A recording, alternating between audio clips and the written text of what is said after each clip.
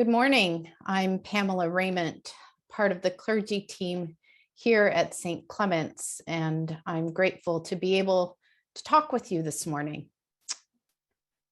Today, we continue in Luke's telling of the Sermon on the Plain. Jesus speaking to his disciples and a great crowd of people who had come to be healed. And if we thought what we heard last week was tough, Jesus talking about a topsy-turvy world of unusual blessings and challenging woes, what about this week? At first glance, I can imagine nodding one's head in agreement.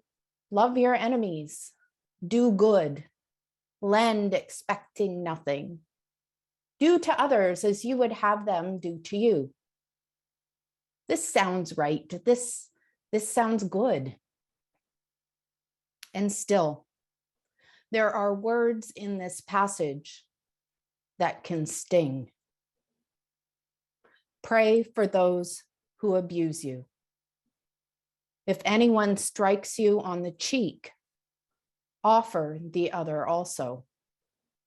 If anyone takes away your goods, do not ask for them again.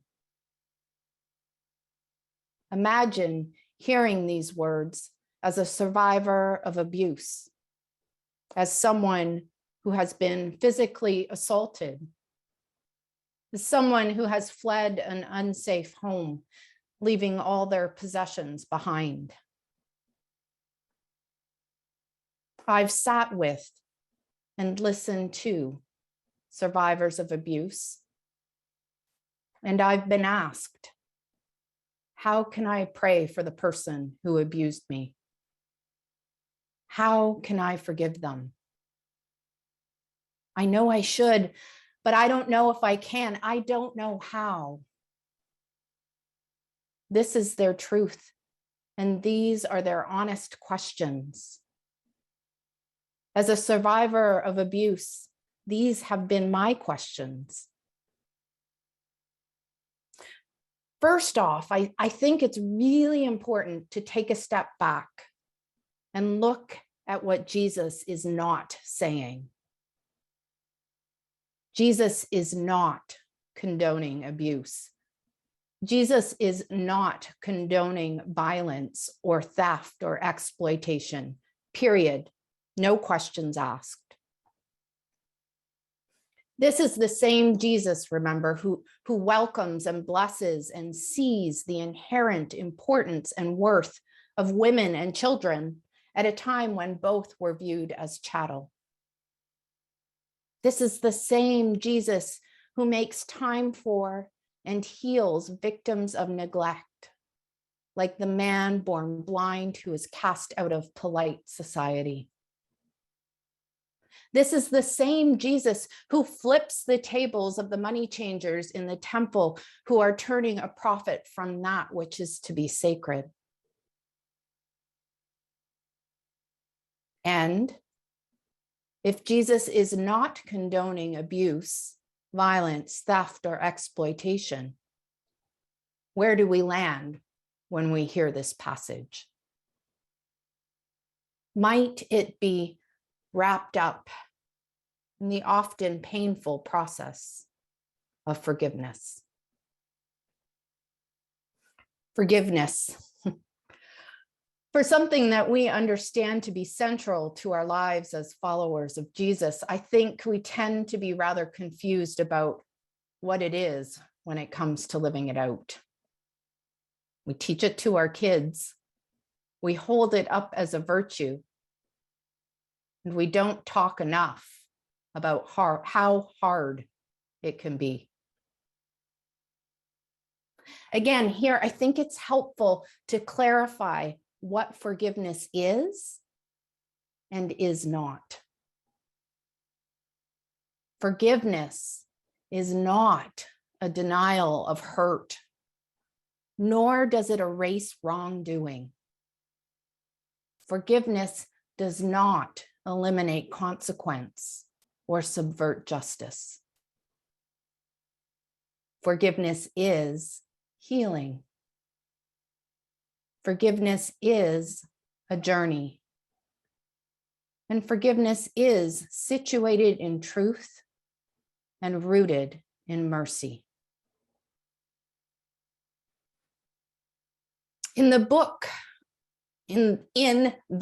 of forgiving, the fourfold path for healing ourselves and the world, the late Archbishop Desmond Tutu and his daughter and Anglican priest Mpho Tutu write that forgiveness takes practice, honesty, open-mindedness, and a willingness, even if it is a weary willingness, to try.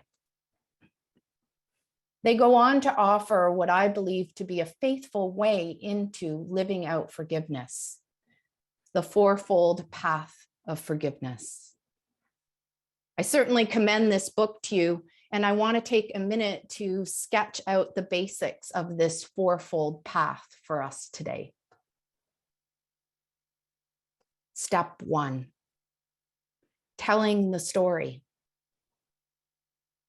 This journey of forgiveness begins by recounting what happened, by recalling the facts of what has been done and piecing together the narrative of the experience.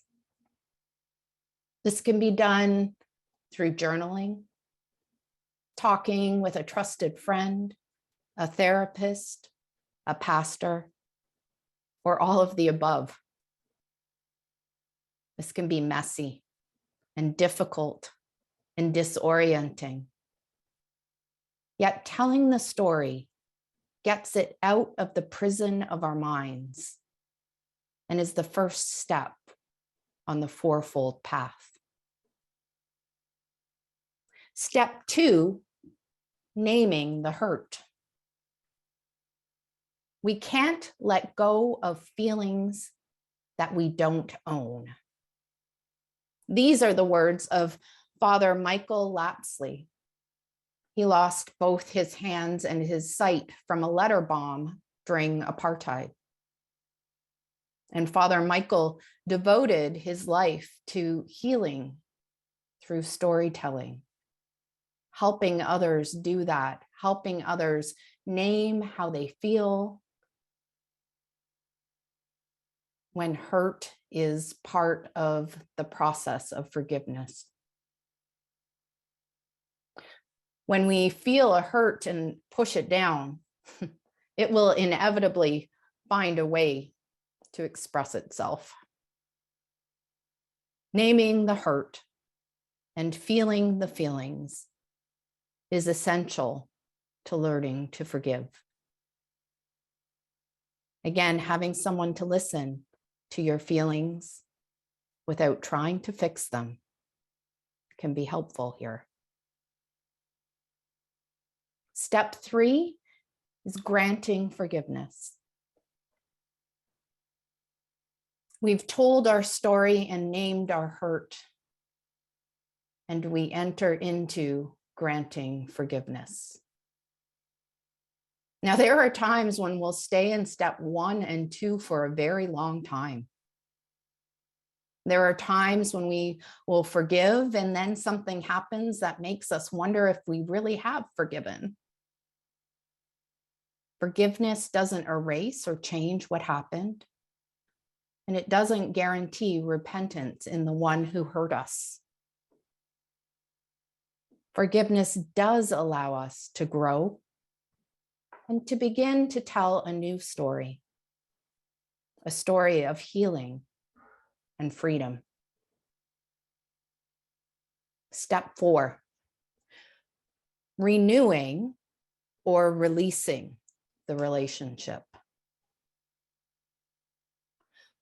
Forgiveness and reconciliation are not the same thing. While reconciliation of relationships is embedded in the hope of forgiveness, it's not always possible. For example, when the person has died, is someone you don't know, or the issues of one's safety and well-being is in question.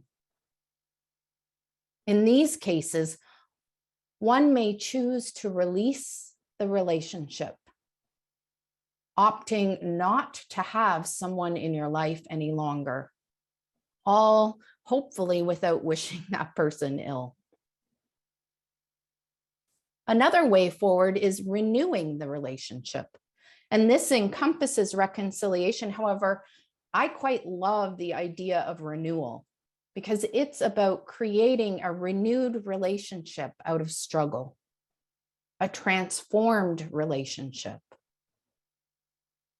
And still, sometimes you sit in this step for a long time as you discern the way forward.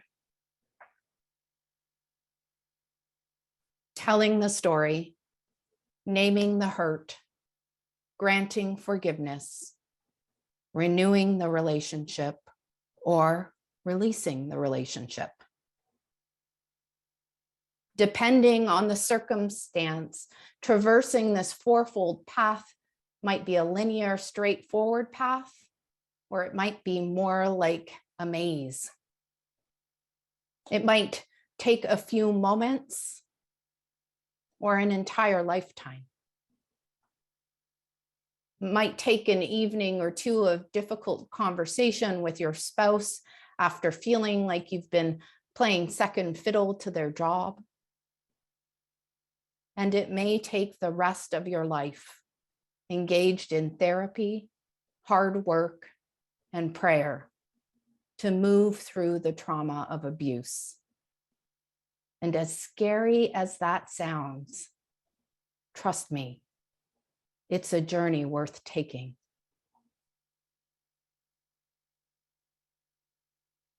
Archbishop Desmond and Poe make the bold claim that forgiveness is nothing less than the way we heal the world. We heal the world by healing each and every one of our hearts. They go on to say, this process is simple, but it's not easy.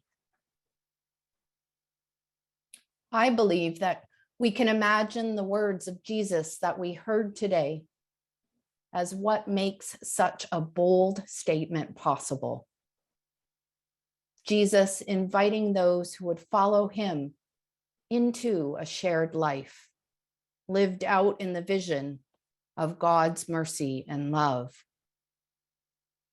where in community we listen, encourage, and support one another in the way of forgiveness, where we hold each other's pain and do not justify wrongdoings, expecting that a retaliation of love will bring about transformation of heart. I want to finish up today by reading one of the many prayer/poems that is scattered throughout the book of forgiving, and they're introduced in the book as an act of listening to what the heart hears.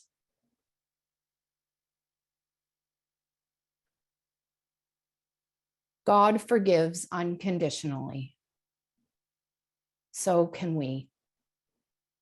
The thief on the cross still dies on his cross, but forgiveness will set his spirit free. And what of you and me standing on the ground with our piles of hurt mounting so high? Will we die 1,000 deaths before we die? Yearning for revenge, will we die of that thirst? Will the rage that fills us be the stake on which we burn? Will we stumble over every resistance placed in our way and stay stuck in the misery of it all? Or will we take the chance that we might break free by following this path where it leads, past the whys and lies about how it cannot be, Here is our chance.